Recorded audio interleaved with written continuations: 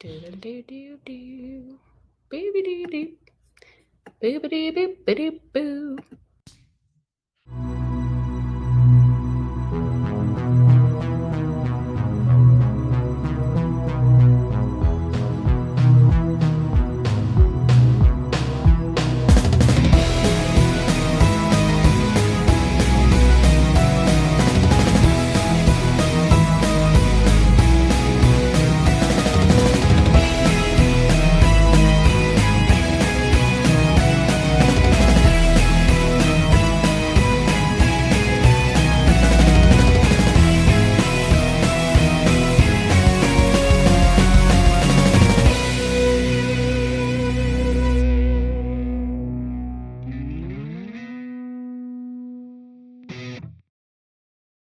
Hello, everyone, and welcome back to Hate Spinnerbait, a podcast where we hate spinnerbait, but we love Vlad the Impaler. Yes, Bum, bum, bum, bum. that one, such a good one. Okay, I'm pretty proud of that. We're going to be discussing that today as a chapter 4 reference, which is where we are diving in. Hi, everyone, welcome back. I am Bethany. With me, as always, is Michael Ann. How you doing today? I'm good. I'm in a new setup. The audio is going to be better. I know it. I'm not going to go back to editing this and cry. I'm very excited for, hopefully, we're both trying a new setup today. A little inside baseball for you all before we jump into Someone Like You, which is what we will be continuing to discuss today. So this is the first episode that we are recording after having episodes go live. So over the last couple of weeks, Michael and I have kind of been switching back and forth with editing duties. So we both have been listening to ourselves talk way too much recently. So because of that, we've noticed some audio things and different things. And it's just super funny. Like, this is the first episode that, like, we've had feedback from some of you guys, which has been super cool. Please keep giving us feedback. Special shout out to my friend Kristen, who texted me the other day and was like, I'm sorry that I keep texting you like every bit of your podcast. I'm like, no, please keep texting me. Like, I live for this, actually. Yes. Like, when I get out of work and I like see all those comments, I'm like, hells yeah. So please keep letting us know your thoughts on Instagram if you know us personally and you want to text us. But yeah, so this is our first episode that we are recording since going live. So hopefully when we listen to this in the edit, it'll sound really good and we'll be really proud of ourselves for how great our audio sounds. That's enough of the inside baseball talk. Also, speaking of feedback, I want to give a shout out to my friend since I was like 11, Kayla. What's up, Kayla? What's up, Kayla? She's been texting me live reactions, and I'm like, I'm living for this. I'm living for That's so good. That's a true friend. All of our true friends out there texting us live reactions. Please don't stop. We live for it. So please keep letting us know your thoughts. They're really great. Other quick inside baseball. Today, everyone, we were texting, Michael and I, obviously, not we, as everyone in the audience. Although, could we get on a group chat? What? But we were texting, like, scheduling recording time, and I'm so excited for this episode because Michael Ann texted me like, I'm going to save my thoughts for the pod, but I have a lot of good thoughts. I'm like, ooh, I'm very excited to hear. Yeah, would you like to give us a little recap of what we have read so far to remind everyone in our little book club here where we are? Yeah, so we, our main character here is Hallie and her best friend Scarlett. In the beginning of the novel, we find out that Scarlett's boyfriend of just a couple months, but still her boyfriend, died tragically in a car accident. They're doing such a bad job. Okay, Hallie is the main character. Her best friend Scarlett's boyfriend died in a car crash. Tragic. Hallie and her mother have a very complicated relationship, as most teenagers do eventually with their mom. They're kind of drifting apart. Scarlett's mom is a single mom. She's dating this new guy. He seems kind of weird. And Scarlett's dead boyfriend's name is Michael, and his best friend Macon has caught Hallie's eye. And that's where we're at. That's a beautiful recap. That's beautiful. That's where we're at, everyone. Now we're diving into chapter 4. So yeah, we just kind of started to get to know everyone, but so far the intrigue is there. The mommy issues are there already, everyone, of course. Also, fun fact, by the time you all are listening to this, the dates will not line up, but for us recording, we are recording on October 17th, and chapter 4 starts with Macon finally asked me out on October 18th. So that's kind of fun. That is fun. It's also my So yeah, dad's. it's a monumental moment. Wait, is your dad's birthday? Yeah, not tomorrow, October 18th. The Happy 18th? birthday, Dad. Happy birthday. It'll be a happy belated birthday, Dad. Michael Ann's dad, not mine. Although also my dad's birthday recently passed, so happy belated birthday to him as well. Wow, we love it. Hope y'all are listening. Probably not. Fathers don't listen to podcasts, but No. mothers do. They don't. Mothers don't get names in Sarah Dessen novels, but they listen to podcasts. They deserve names. Justice for the mothers. This one does have a name. Okay, it is finally mentioned, right? Yeah. What is her name? Julie. Thank you. I was like, wait, I feel like I have read it. It takes a while, but she does finally get named. That is correct. Hallelujah. Finally, book 2. Well, okay, in fairness, it's only book 2, Sarah Dessen, so I'll allow it. Here's one of my questions, okay? Here we are in the start of chapter 4, which I understand the important part of this chapter is that, like, our young Hallie has found herself a boy. Like, Macon and her are going to be doing things or whatever, right? But this is what I want to know, okay? With 5 short questions of the same test Coach had been giving out for the last 15 years. I have this highlighted because it has to do with the fact that they're taking a badminton quiz and Macon was like saying something to her about it or whatever. And I was like, who actually had to take tests in their PE class? This is going to be another Instagram poll, I think, because I'm dying to know. We had like a health class in 9th grade that like half of the year you took gym and then the other half of the year you took health. And in the health portion, yes, there were tests, obviously, because that was like a classroom type setting. But in a PE class, you just go and play badminton. You wouldn't get tested on it with the same 5-question test that he's been giving out for the last 15 years. So I just had to point that out. Again, I know that is not at all the point of this chapter, but something that just struck me. Yes. I definitely didn't have tests in PE, but I did fail PE in the 8th grade. Sorry, Dad. Wait, how does one fail PE? Do you like not dress out? I'm dying to know now. So we had to like change into gym clothes, and I would just never bring gym clothes because I hate PE. PE is of the devil. So I was like, I'm just not going to change. And then you would fail because of that? That's wild. Yeah. Wow. Because I couldn't participate, so I got like a 0. But they let me. I guess that's fair. I don't remember what I had to do. That's nice of them. It wasn't a test, apparently. No, I think I just had to like go after school to the weight room or something, which is like my nightmare. I don't know. I can't remember. I think that's every person's nightmare unless they're, one of those like gym heads. So yeah, this is where we get to meet Vlad the Impaler, which is not his real name, sadly. It's technically Vlad the Warrior. He's a LARPer, essentially. It's Marion's, which is Scarlett's mom's new boyfriend.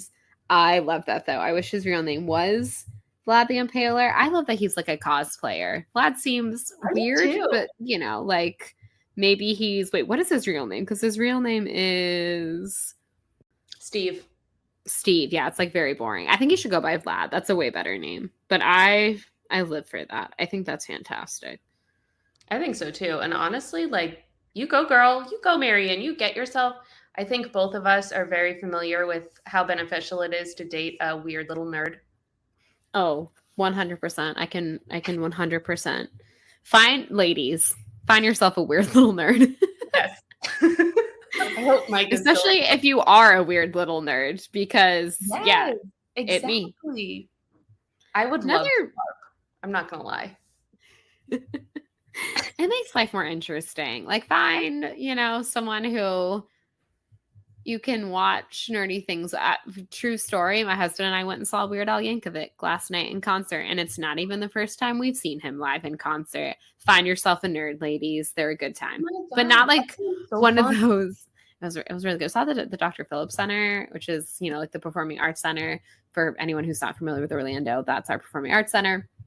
It's downtown. It's such a nice theater. I think it's just very nice. So it's like a very cool vibe, and it was like a very like acoustic set, and it was there was a comedian that came out first. So it was a very good show. If Weird Al is touring in your city, I highly recommend seeing him. It's always a good time. I'm excited for the movie. Also, though, Radcliffe. oh my God, yes, with Daniel Radcliffe. First of all, it's coming on Roku TV, which is very strange, but I'm very excited for it. I think it's just like the Roku channel. Like, I think you don't technically have to have a Roku to like watch it, but I'm not 100% positive. Don't quote me on that. Look into that. So random. But anyway. Yeah, it's very weird. I know I'm already getting off topic of the book here, but Weird Al is cool. Also, though, when I say find yourself a nerd, I mean like a nerd who is someone though who isn't like one of those nerds that's like, I'm one of the good guys. I don't know why guys or girls or whatever don't like me. Like, not one of those nerds. Not someone who thinks they're a good guy, you know, who's always playing the victim. Like a nerd who genuinely is a good guy. Not that he thinks he is. Just wanted to clarify that. Also, would like to point out another fun fact while giving random dating advice. If a man ever says that his favorite movie is Fight Club, run. Just run.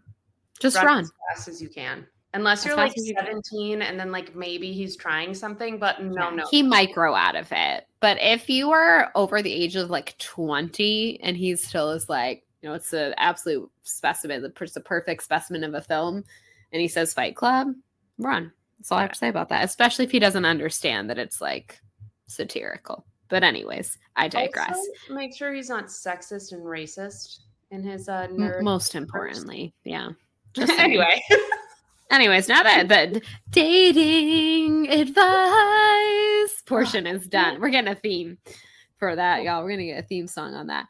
This is another super random thing. And I would just like to state, I'm someone who really likes physical copies of books, but I actually am reading this particular novel on Kindle, which no shade to Kindle by any means. I just like being able to read physical copies of books. But I didn't happen to have a copy of this one handy, so this was the easiest way to get it. I'm dying to know, is this just a random typo that happened in Kindle, or is, Michael Ann, since I know you have the actual physical copy of the book in front of you, I have here at page 72, at least in my version, Hallie's just talking to her mother, and she's like, hi there, she said, how was school? And there's a typo. It says pine. I stood in the open kitchen door and my eyes on the stairs instead of fine. And I highlighted it because I was like, how weird that this typo, like this book has been around since 1998. The Kindle version would like have this typo, you know, that like no one has caught that. So I don't know if yours is like that, but it definitely says fine with an F. In your version? That's so weird that mine says pine. But yeah, I read it like 3 different times when I was reading this chapter to be like, it says pine. No, that definitely says pine. Okay, weird. Also on page 72, we get to see Marion's getting ready for her date. She's painting her nails, which, girl, you're painting your nails right before your date? That's ambitious. Yeah, that's a bold choice, Marion. But it says here, we heard her go upstairs, the floor creaking over our heads as she walked down the hall to her room. Scarlett picked up the dirty cotton balls, tossing them out, and collected the polish and the remover, putting them back in the basket by the bathroom where they belonged. And that is just such an, like, one thing about Sarah Dessen is she knows how to write characters in a big way. Mm-hmm. And this is like such like a small detail, but it's like Marion left all her stuff all over the table and Scarlett just went back and cleaned it up behind her. Like no thoughts, no words, just did it. And it's like, oh man, poor Scarlett.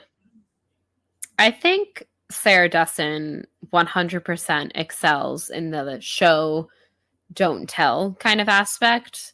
Yeah. Like I love, like little tidbits like that. There's so many times in this book, and we talked about it in that summer as well, where there's like these little moments between 2 characters. And instead of just being like, Marion was the child and Scarlett had to look after her mother, like she could just like do, you know, like a narration dump. And instead, I think she does such a good job of like putting in these little things that suddenly you're like, I get it without, So anyways, she's just a master of show don't tell, which again, I'm just always impressed, especially reading her early work and seeing that. And that's something I just feel like I appreciate so much now in my 30s reading these novels than I probably did when I was, a preteen or whatever, Oh yeah, reading them. So definitely. good work, Sarah. We're proud of you. Friend of We the show, are. Sarah Desson. She's gonna be. She's gonna She's gonna be. tag her in the According to our hints. comments. Tag her. Please. We want her to notice us, Sarah. Please. Please. We have another quick 90s shout out. An MTV VJ talking soundlessly on the widescreen is mentioned here on page 76 of my edition when we are talking. I think this is at. Is this when they are at the party at Ginny's? Oh yeah, I see it. Yes, yeah. And that just cracks me up because I was like, ooh, 90s. I always got to point out the that's so 90s references. But to actually get into the kind of meat of this chapter, we do have. So basically, Scarlett has been not feeling so great lately, and that might be leading to something. Hint, hint, nudge, nudge, everyone. So we are at this party, which basically, because of the monumental moment that started the chapter, Hallie went to this party because basically Macon, that's not his name, Macon. Got Mike on the brain. Got Mike on the brain, everyone. Shout out to my husband, Mike. Oh, no. But because Macon invited her, and again, when a boy that you have a crush on invites you to a party, of course you're going to show up. But Absolutely. essentially, the party does not last long because a precious heirloom is broken, and Ginny ends up kind of kicking people out, essentially. And Hallie never does actually get to see Macon at this party, but we do learn that he was in fact there. Yes. Going backwards a little bit, right before they go to the party, I have a note in here about how interesting of a comparison it is between Marion and Hallie's moms.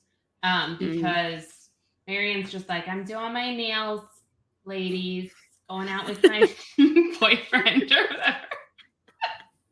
That's exactly what she sounds like in my head. Mm-hmm, yeah, mm-hmm. exactly. And Hallie's mom is like, where are you going? You should come over and hang out with us. And it says here, we had secrets now, truths and half-truths. Oh my gosh. We had secrets now, truths and half-truths that kept her always at arm's length behind a closed door miles away. Truths is a very difficult word to say. Truth is that's a lot of mouth sounds that's hard to break out there. It really is. Yeah, I think there is. Hallie's mom is definitely more the traditional, like, I want to know where you are, make sure you're in by curfew, all that kind of stuff. And Marion's just like, whatever, I've got my own date. You do you, girlfriend. Thanks for cleaning out my mess. Bye, girls. Basically. I also noted on page 74 at the party that Ginny Tabor was sitting on the back of her mother's BMW with a wine cooler in one hand and a cigarette in the other. And that is that's so 90s. Wine cooler with a cigarette. Yeah. I like to think that by the time we were going to high school parties, I say like I actually went to high school, but I'm really trying to think of like a proper like movie TV show party that I went to where everyone's like drinking out of red Solo cups and stuff. And I don't know if I really did that until college. I'm sure I had to have gone to something like that. I don't know.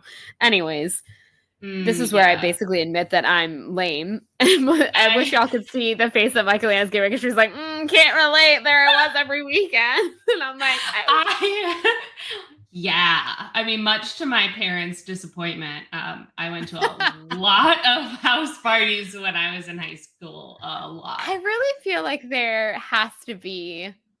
I mean, so my friend's family always do like a big New Year's Eve shindig, but it was like my friend's parents were also there. So I don't like count that as like a traditional high school party. I'm sure there's like other things like graduation parties and stuff I went to, but I'm really like thinking of like the stereotypical teen party. And I'm like, No, can't relate. I don't think I ever really did that. I don't know. Maybe we just didn't Do you want to drink hear out of Red the Solo cups.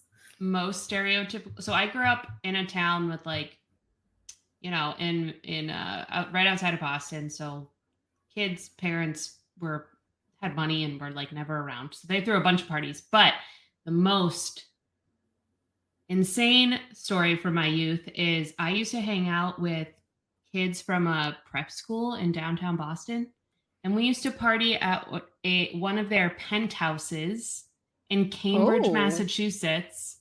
It was the okay. most like insane thing ever. I just remember being there like, wow, am I in Gossip Girl? And I made some Yes. and I made some bad decisions. That sounds like, yeah, you lived the high school experience that I watched in TV shows. Like that's like Gossip Girl, like Skin. Did you live in Skins except like American That was edition?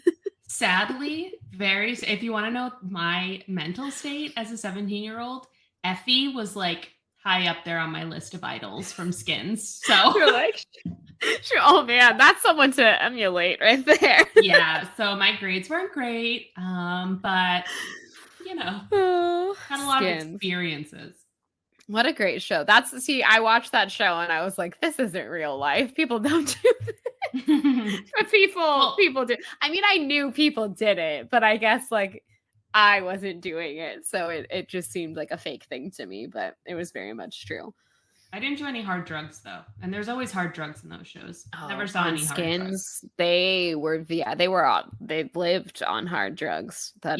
Skins was like, well, I don't know what goes on in Europe. If we have any European followers, let us know what goes on with you guys. Let us know. But yeah, high school parties and wine coolers. And the only thing that could have made it more 90s is if, what was that, like something that started with like a Z? I can't remember because obviously I was not drinking in the 90s because I was a child. Oh, Zimas. Zimas, yeah. If it was like holding a Zima and a cigarette, that would be like Zima specifically. My brothers and sisters are a lot older than me, as I think I've mentioned on this pod, and they used to always talk about Zimas, and you know what? That's how you know they're old. You guys are old if you're listening. If you're listening, I'm so young you and youthful. Zimas. So enjoy your you're Zimas. Kidding. But yeah, they would always talk about them.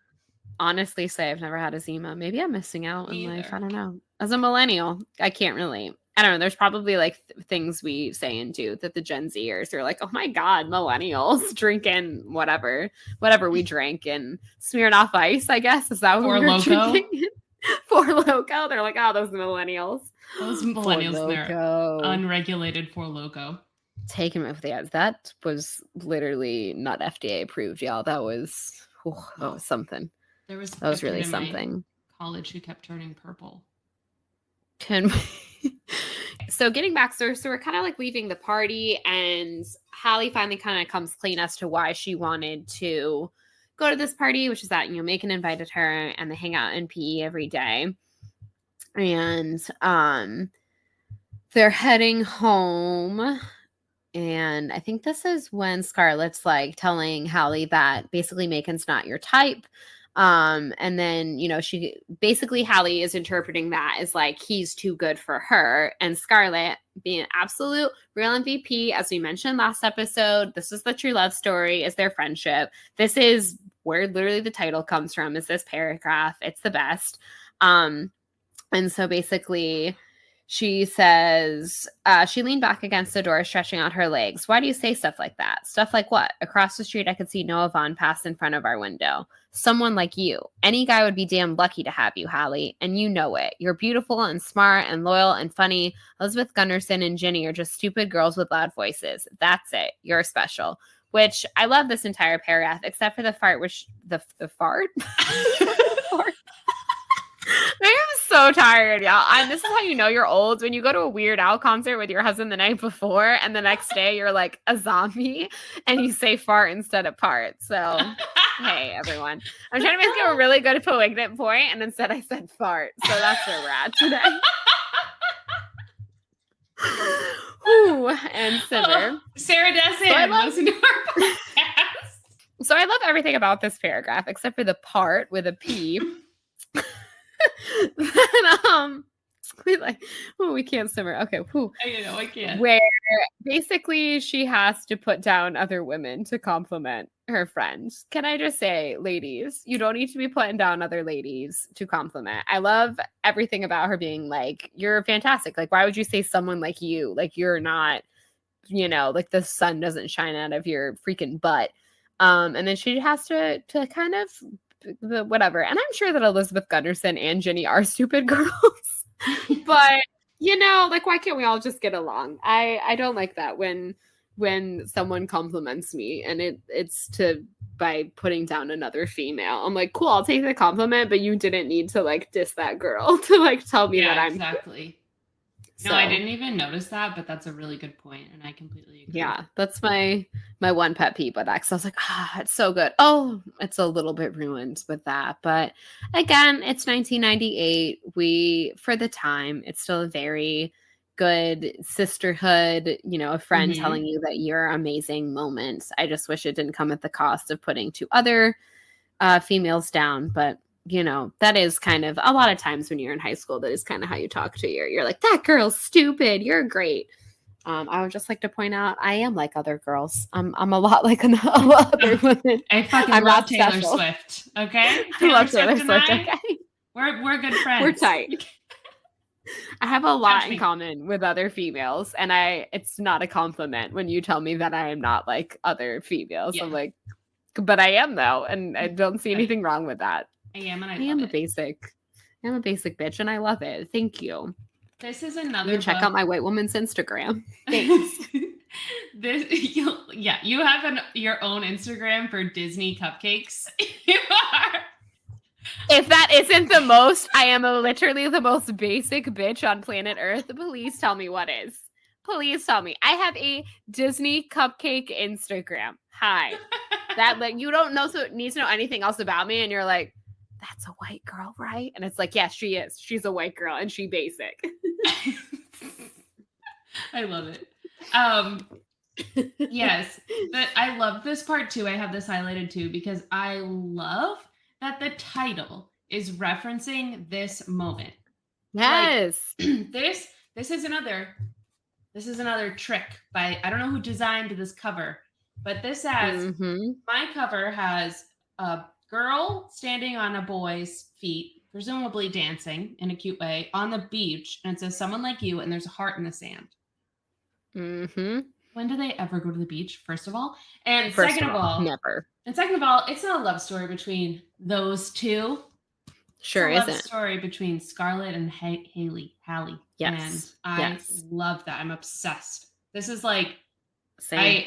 I'm almost done with this book, and I'm like this. I'm putting this on the top of my yes, top 5. That's fantastic. Like when I first encountered it, because again, as I admitted last week, I realized I guess I somehow missed this one. And when I read that, I was like, mind blown. Like the title is referring to her, like it's referring to Hallie. Like you think it's referring to a boy, right? Like again, because the cover is very misleading, because it is a YA novel with a female protagonist, we assume it's like that kind of love story. And no, it's 100% a love story between these two friends. And I love that the title refers to something that Scarlett says to Hallie. Like that's, I don't know, that's fantastic. I love it. And I love that. I love it so much. Oh, and also, all teenage girls, love yourselves a little bit more. And just remember that you are awesome. And that, as we've said before, boys ain't shit. Just again, standing ovation for Sarah Dessen for that title, for that paragraph, except for the cutting down other women part, but like that's okay. So then basically Hallie leaves the party, and she goes back to her house. Well, first technically she goes to Scarlett's house, then she ends up going back to her house, which is where she runs into Macon, and Macon basically was like, yeah, I was at the party. And she's like, I didn't see you. And so they have this kind of like, I guess, sort of sweet moment outside her house. And she's, worried about being found basically by her parents. And of course, this is also when I believe the Vaughns are over for their like traditional movie night.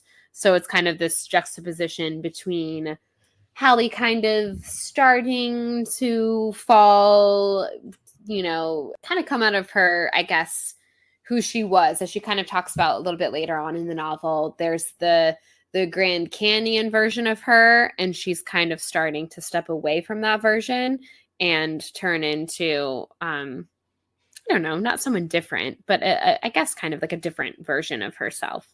Yeah, she's like growing up and becoming something new. New. Which is what coming of age is. Also, I do want to mention that she runs into Macon in her side yard, and he's throwing rocks at her window. At her window, and she is not there. Sound off in the comments. Has anyone ever thrown rocks at your window? My parents would hear that immediately. Like, yeah. How does this? And again, I know as a Floridian, there are not a lot of like 2-story houses. Like, I mean, there are, but like your rich friends lived there. Like most common houses were single family, 1-story houses. And I know that most of the rest of the country is not like that. There's basements and they're older homes and there's 2 stories and whatever. So in my mind, I guess when I read stuff like this or see it happen, you know, in movies and TV, I always just assumed that it was like, well, because in a 2-story house, maybe you couldn't. But I don't know. I think even then you could hear it. And again, I don't think that's something that ever actually really does happen in real life, but it happens a lot in YA fiction. Yeah. Absolutely. Any other thoughts, I guess, on that chapter? They chat a little bit. Her dad does kind of catch them out there, but he doesn't see Macon. And then they kiss for the first time, which happened a lot sooner than I anticipated. But again, the story isn't really about him.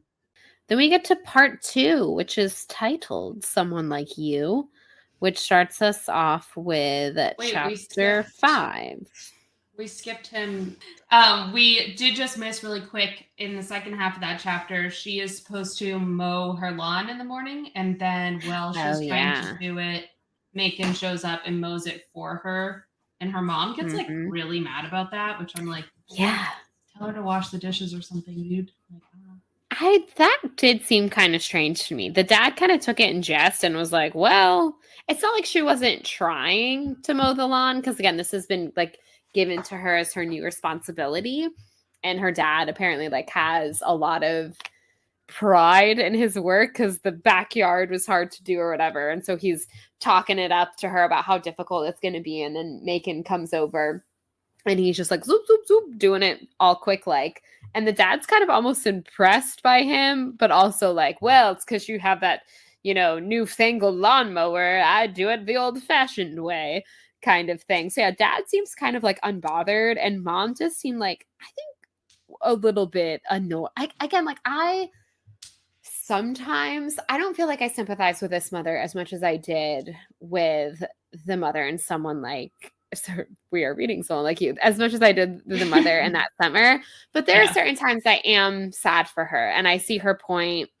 And I think she is trying to be a good mother. Like, I think there is nothing wrong with setting boundaries for your teenage daughter who, again, when you are turning 16 and you are getting your license, you think you're so much older and cooler than you actually are. And I think it is good to set boundaries for her.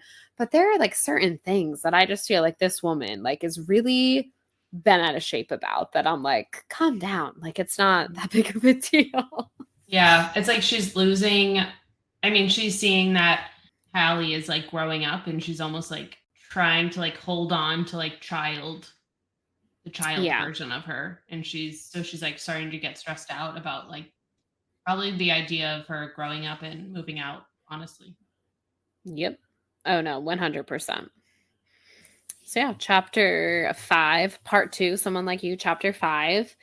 This is where, okay, first of all, so we're finally finding out about basically Scarlett's pregnancy, which is something I think, again, Sarah Dustin does a really good job of kind of showing us little foreshadowing, little signs that were leading to that. But my favorite thing about this is, so of course, Scarlett is freaking out and is like, I'm pregnant. She's telling Hallie and she's showing her pregnancy test. And this is the most like teenage girl, especially if you're like kind of a naive teenage girl, which like Hallie, considering like the way her mother kind of is, you know, she is sort of naive. I love that she's, Scarlett's like, what am I going to do? She said, pacing nervously. I only had sex one time. And Hallie's response is, you had sex? Like, she showed you, she told you she took 3 pregnancy tests. She has shown you a pregnancy test. And her response is, you had sex? Like, I love that. That's just the most like teenage response. And it cracked me up when I read it. I was like, oh my God, that's so good. And then she's like, of course I had sex. God, Hallie, try to stay with me here. So that's so good. And I think also she's like, you never told me, So yeah, that's really great. And then of course she's all, freaking out because she is a 16-year-old that just found out that she is pregnant. And she's like, I can't have this baby. And she's, obviously very stressed out about everything.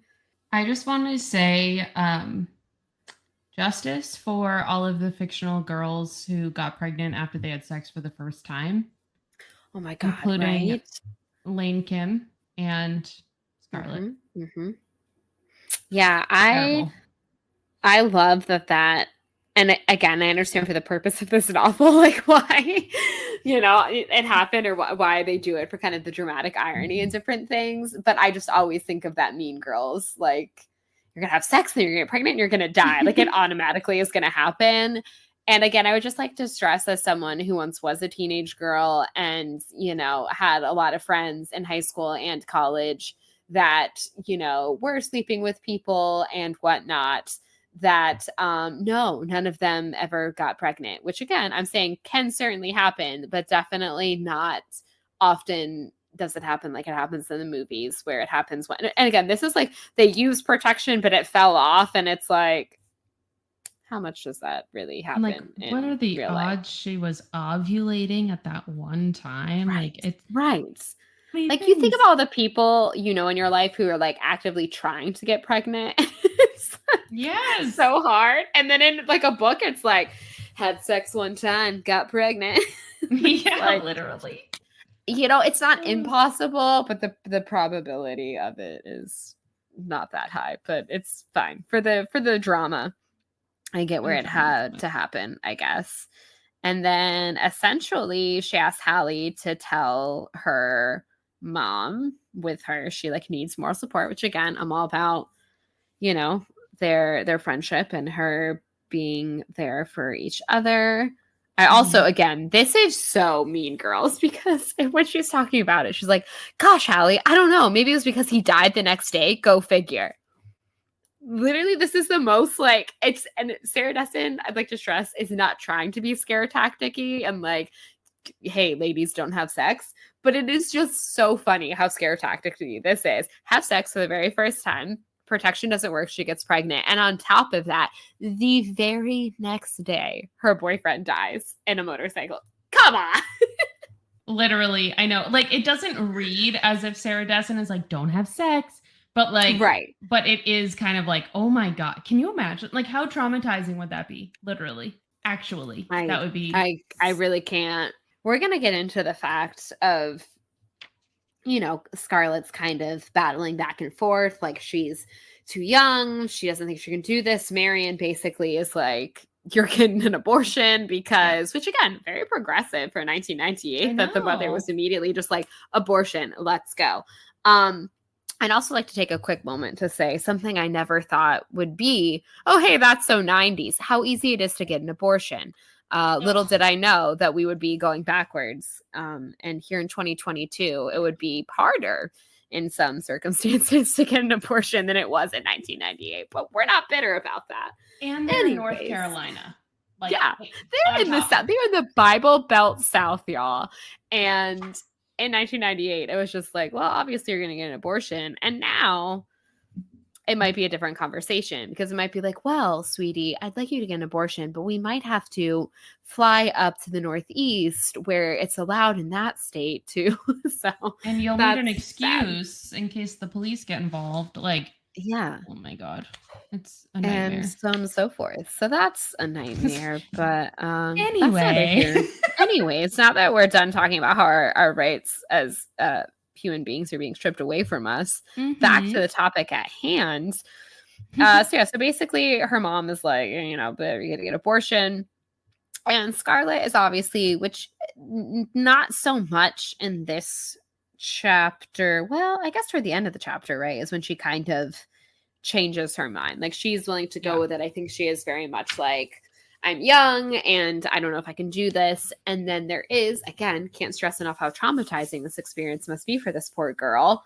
There is, I think, the part of her that, Michael was her first love. He died unexpectedly. And this baby, for better or worse, is her last tether to him in a sense. That is a connection that she has with him now. So I like how she says here too, when she's talking about like, should I have an abortion? Should I not? She's kind of talking about Marion here. And she says, keeping me was probably the only unselfish thing Marion's ever done in her life. I've always wondered why she did. That is like a very mature thing for her to even think about at that age. I mean, at this point, she's pregnant, so she's really thinking about it. But right. that is like a very insightful thing to think about. But it is a huge sacrifice to have a baby, especially when you're, how old was she? 19, and the dad wasn't involved at all. Like, yeah, that is a huge decision that she lives with her in the suburbs in a house. Like, Marion's doing it. She might not be doing it well, but she's doing it. But she's doing it. Hey, everyone, we're gonna take a moment to give some credit to Marion. Okay, she is doing the darn thing. She might not be the best mom. She might kind of need to be raised by her daughter sometimes, but she's trying her damn best. She shouldn't have any help. And I cannot imagine what it would be like to be 19 and have a kid. I can't imagine what it would be like in Scarlett's position to be 16 and have a kid. Literally cannot imagine. Like, you are a kid and you're having a kid. And I get why some people want to keep the kid and like, that's cool. But I like that. I would not. No, I mean, like that. I wouldn't even have a kid right now when I'm 30 years old. So right. Definitely like when I'm 16. I can barely function. And I do think about how this is a thing, everyone. If you're a female and you get married, you literally return back from your honeymoon and people are like, so kids? And you're like, Jesus Christ, y'all. Like it's been 2 weeks since I've been married. Let's calm it down. And you want to know who it comes from the most? Men. So many men at work. And I'm like, it's none of your damn business, first of all. And also, I've been married for 2 weeks. But yeah, everyone just automatically starts asking you about children.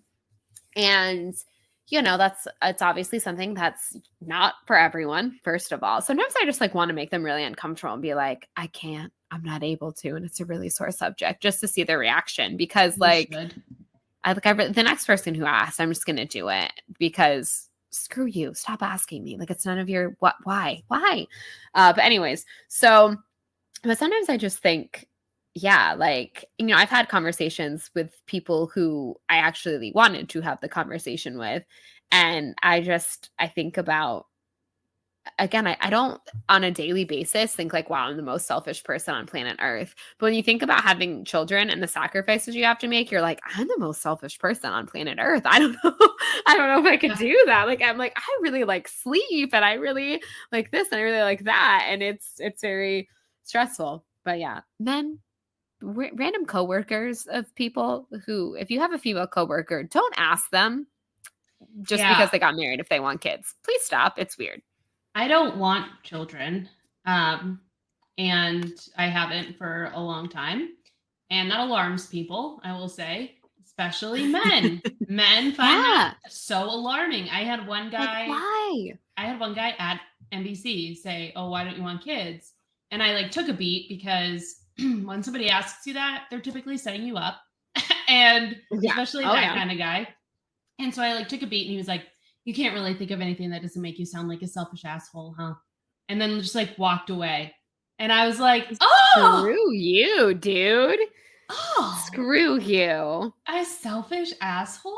Okay. Why are people, why do you, and I also want to be the type of guy who's asking you that is the type of man who isn't a team player in childbearing. He totally is gonna knock her up. She's gonna do 90% of the work. I'm gonna complain because there isn't a warm meal on the table, even though she works a full-time job, did that all day, came home and took care of my kid. But honey, where's dinner tonight? And you know what I have to say to you, sir? Screw you. Thank you and good night. Mm-hmm. Yeah, thank you and good night. So yeah, like And all of everybody the men change who are diaper. like so concerned about me having children, I'm like, what do you do? Like, are you in your child raising? How are you a team player? Are you doing this 50-50 with your partner? Because I doubt it, to be honest. But thanks for asking me, I guess, what I want to do with my body and my life. But Also, sure. are you pushing that thing out? Are you having major surgery? Yeah. Did you die? No. No. So like what does it matter to you? Yeah, do you have to carry around a whole living being for 9 months? And yeah, like it could endanger your health, and yeah, no, screw you. Anyway. So yeah, we are going back to this is, we get a chapter about abortion and babies, and we're just like, we're just like, and suddenly, in case anyone wasn't aware, we're both self-identified feminists. I think that's pretty, as I was saying, that Sarah Desson does a really good job of showing, not telling. I think we just did that we just demonstrated that for you all right there. In case you didn't know our thoughts and feelings and our worldview, I think you probably just got a pretty good taste. I think you got it. I think you got it from that little tangent. Whew, heated. Jeez. Okay, so anyways, back to this chapter. So yeah, basically it's all like they're in school, and as we've talked to Marion about it, we set up an appointment, and then we are going to so they're going to the appointment essentially, and then she comes, Hallie's going to school and Scarlett is going to the appointment, like separately, I believe. Mm-hmm. And then she comes and she's all like, I couldn't go through with it, basically, to Hallie. And then... yeah, she has some random woman on a bench call and pretend to be Hallie's mom and dismiss her from school so that she can go pick her up. And Macon goes with her. Yep. And so they all basically go and like skip school because Scarlett's having a time. I think that's a fair request to have your friends come help you out when you were like at an abortion clinic and you were thinking about doing it, and then you kind of had this epiphany that maybe you didn't want to do it. And I think even though she is pretty steadfast in her opinion of keeping the baby, I think it's still obviously a very scary situation, and I think she's still very, nervous and scared about it. And obviously, you'd want your friend in that moment. And she's also kind of like trying to sort of hide out for Marion for a little bit because she knows that Marion is pissed at her for wanting to keep the baby, which again, to stress, Marion has done this. Like she has done the whole teenage pregnancy thing essentially. So I think she doesn't want that for her daughter. Again, not to say that I think she regrets having her child, but I think she knows, like what a difficult task it is going to be. So yeah, I understand, both of their point of views basically. And then when she asks Macon to drive them on page 109, she says, he was always in a different car, which was also something he never felt it necessary to explain. So far, I've seen him in a Toyota, a pickup, and some foreign model that smelled like perfume. All of them had candy wrappers littering the floors and stuffed in the ashtrays. And I wrote, is he a criminal? Honestly, very fair question. Very fair question. Doesn't he kind of seem like one for like most of this book? Yeah, and also the weird like candy obsession, which like same. Is this maybe the only way I relate to Macon? I don't know. But yeah, there's so many different times about him eating candy or him buying candy, and here's like another instance of like the candy reference. So I just think that's kind of, I don't know, that's just sort of funny. But yeah, why does he have like, there's so many weird things. Two novels in, I'm noticing very interesting names for the characters, particularly the like male characters, and also they're all definitely very kind of like Manny Pixick Dream Boy. Like Macon kind of has that vibe too. Like there's all these weird, like mysterious things about them. there is, I don't want to like jump ahead to, you know, another book, but when we get to another novel, there's a character who is very like weird and endearing, but I wouldn't describe him as a manic pixie dream boy. And I think it's very interesting that like there is just something about Sumner and now Macon that it's like, no, like they are that. Like you can be eccentric and like whatever and not fall under that trope. But I feel like the two of them very much kind of do. And again, I'm not like necessarily saying that's a bad thing because of the novels that they are in. It works because you're not really rooting for them, you know? Like, Yeah. So it's kind of like, hey, girls, like they're not like the best of possible options. So I just think that's interesting. And the thing too is like when you're 15 and 16 years old, like boys are kind of like mythical creatures. Like when you start having feelings for them and when you start like dating them, they are kind of like these at first ladies. At first, just to be clear. But yeah, I think, yeah, I mean, I guess, and it probably goes both ways. Again, I've never been a teenage boy, but I know, you know, from watching a bunch of media and reading a bunch of YA fiction that it is that like it's such an enigma to each other, right? And like that's kind of the I don't know, the fun of being, I guess, like a teenager is like you're like, ooh, this person is so mysterious, and it's like they're really probably not. But just, yeah, I 17-year-old, yeah. I just think, yeah, I mean, you might be onto something. I think Macon might be a criminal. I know, like the places he takes her.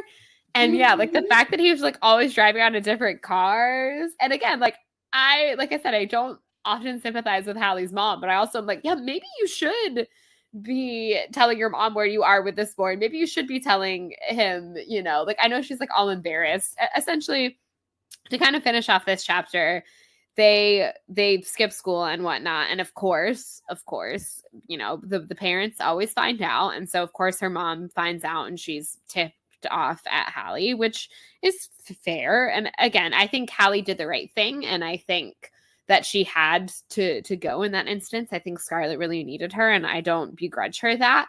But I do think that, yeah, I'm like, I don't know. Like, I think you're, you know, Hallie gets very, as we kind of go into chapter 6, she gets very flustered with her mother because she's like, give me this boy's name. I'm going to call his mother. And she's like, oh, mom, you're embarrassing me, which like, yeah, kind of you are. But at the same time, I'm like, I don't know. Hallie, you literally are the one who just told us that he's in a different car every time you see him. So maybe your mother is onto something. He skips school constantly, girlfriend. What do you think he's doing? What is he doing? What do you think he's doing? He's clearly not. And like, again, I think in Hallie's mom's mind, especially because she doesn't quite know about the Scarlett situation of it all yet, I think she thinks that this boy is the bad influence. And if you knew the facts, you would think he was because he does skip school all the time and whatnot. But really, he had nothing to do with it. It really, like, he was just kind of along for the ride. Future novel. Heyo.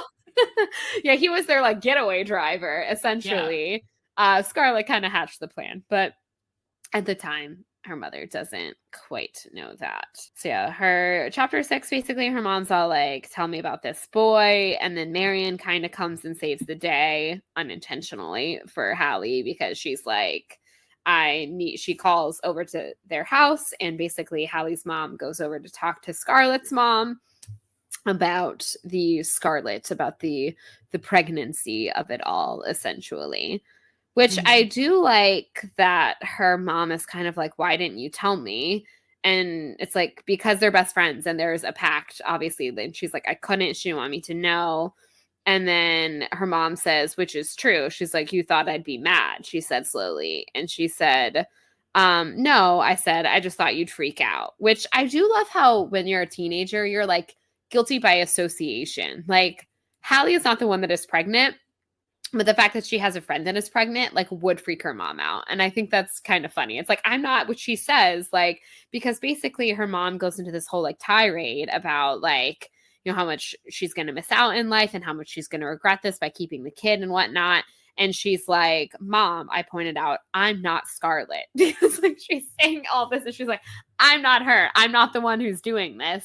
And I think that's such a fair point. Like there are times when you're a teenager where like your parents are kind of like yelling at you about something that your friends did. And you're like, why am I like guilty by association? Like I'm not them. I didn't do that thing. I didn't go get knocked up, you know? So yeah. Right.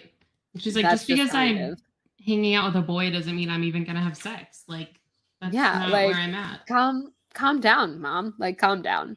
I also just think, I don't know, like, part of me really agrees with what her mother is saying, but also part of me was like, God, Mom, like give Scarlett some credit. Like she's a smart young lady. And if she says she wants to keep this baby, I think she's going to give it her all and she's going to keep this baby and she's going to be a great mom. Like I hate that she's just like, she's going to regret this and she doesn't know how much work it is and da-da-da-da-da, which again, just makes you feel like if I'm your daughter and you're saying that, I'd be like, so do you hate me? Or, you know, right. You're making motherhood sound real great right now. Thanks, Mom. Yeah. Also, like, you know, she's made her decision. And I think that what she needs now is like support. Maybe from women who have had babies and know what should, you know, like maybe instead of judgment, we should switch to support because she's making this decision and she's your daughter's best friend. And be nicer. Be nicer, ma'am. Just exactly. 100%. I do also like that once her mom comes back. So she goes talks to Marion. And then her mom is kind of cooled down on the whole skipping school aspect of it because, of course, now she knows that her friend is pregnant. And that's obviously like kind of a bigger deal in the grand scheme of things. And so I highlighted this part as well. And at the bottom of page 121. And I was like, I know I said, but it was clear by the pure fact of not being pregnant, I'd escaped the worst of her wrath. Scarlett had saved me again, which is just kind of both funny and also like, I don't know, sort of sweet and endearing in a weird way. Like how many times the two of them have been there for each other. And so she thinks of that as another time that Scarlett has saved her essentially. But yeah, I was just like, yep, I like that she's like, well, I'm not the pregnant one. So at least I've got that going for me. So I'm all about skipping school, but she is a slightly less pissed. Okay, yeah. So chapter 7. Here we are. Hallie is at work. Macon stops by. It's her birthday. This is kind of a cute moment. I give Macon a lot of crap, but I do think this is very cute when he basically comes in and he's like, I tried to call. And she basically is like, yeah, basically Hallie's now grounded because of the whole skipping school thing. And she also is on phone restriction. So she's like, yeah, the next month is going to be kind of, you know, hard. And he's like, oh, like, that's too bad. And she's like, oh, you know, for who? And he's like, me, which is kind of cute. And then he slips her, you know, the little candy bar in the front pocket of her apron. And yeah, I do think that's kind of a sweet moment. Again, I do give Macon some crap, but I think that is pretty cute.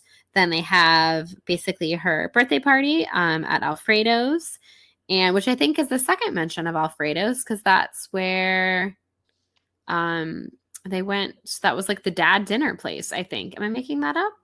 Oh. In that summer? I think it's the same place. Could be wrong, but I think so. Anyways, if it is, that's cute. Then a little mention of it. So yeah, so they're at her birthday. And then this is basically where Scarlett is like very appreciative for her, for Hallie's mom for kind of like, I guess, talking Marion down on her being able to keep the baby or whatever. And then Hallie's kind of like, can't relate on being saved by my mom. She like grounded me and was giving me a hard time, but all right. But I get that. It is nice to know that she was able to help her. But this is where basically Macon comes to, again, is he a criminal? She's taking her to weird places. She's getting ready for bed and he comes and sneaks her out and she's very worried about getting in trouble because she is technically grounded right now. But I mean, it is her birthday. And so he's all like, are you ready for your present? And so they have to go someplace. And then basically he takes her to, it says she goes all the way off to Topper Lake and they go to like a dam. Like they go to a place that clearly says no trespassing, but Macon's above the law. I do have here, so they're like at the dam, like having, I guess, like a little romantic moment, you know, cute. And she's talking to him about Michael passing, and she was saying, if I lost Scarlett, I said, not knowing if I was going too far or saying the wrong thing, I don't know what I'd do. I don't think I could live without her. Again, y'all, it's the true love story of this novel. And then, yeah, so right here in this moment is when the dam basically breaks. And I do like this part a lot. I have it highlighted here.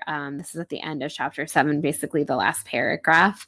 I felt it for the first time, that exhilaration, the whooshing feeling of being on edge and holding, the world spinning madly around me. And I kissed him back hard, letting loose that girl from the early summer in the Grand Canyon. At that moment, suspended and free falling, I could feel her leaving me, which is just both very like, part of me is like, yeah, girl, like that's exactly what this age is, and you should be growing up, and I want you to feel free. And then another part of me is just really sad that like I could feel her leaving me. Like that, I don't know, like that just makes me weirdly sad for her. And like, I don't know, like growing up is both like really wonderful, and also just sometimes you like think back to your childhood and you get this weird nostalgia for like how easy things were, or you know, whatever. And yeah, that part I just thought was both very beautiful and also sort of heartbreaking. All right, so we have had some technical difficulties, but that's okay because we have just wrapped up chapter 7.